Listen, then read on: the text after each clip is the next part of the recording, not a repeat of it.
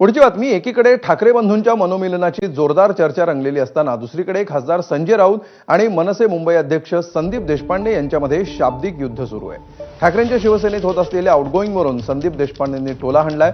पक्षातील नेत्यांच्या मनातलं कळत नाही, मग जनमत काय कळणार, असा सवाल संदीप देशपांडेंनी विचारलाय। उद्धव ठाकरे असं म्हणाले की शिवसैनिकांच्या मनात आहे, राज्याच्या मनात आहे, तेच होईल।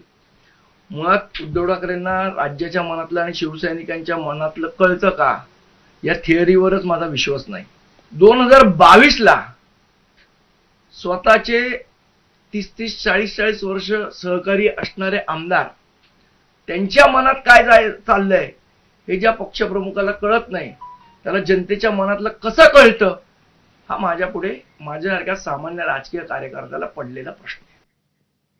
तर संदीप देशपांडेंनी राऊतांवरही निशाणा साधलाय। यावर बोलताना राऊतांनी यावेळी काहीसा सौम्य सूर लावलेला आहे। सौम्य भूमिका घेत त्यांच्या बोलण्याला अर्थ नसल्याचं म्हटलंय।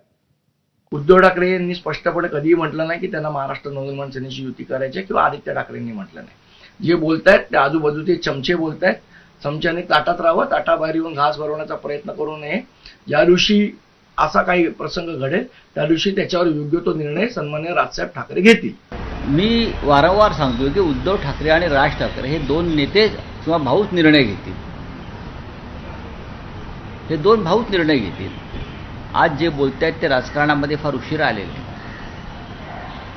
ठाकरे बंधूंना किंवा ठाकरे कुटुंबाला मी अनेक वर्ष पाहतो जवळून आणि ओळखतो, म्हणून मला माहिती आहे काय होणार आहे आणि काय होणार नाही हे माझ्या इतकं कोणालाच माहीत नाही। त्यांच्या म्हणण्याला इथे अर्थ नाही।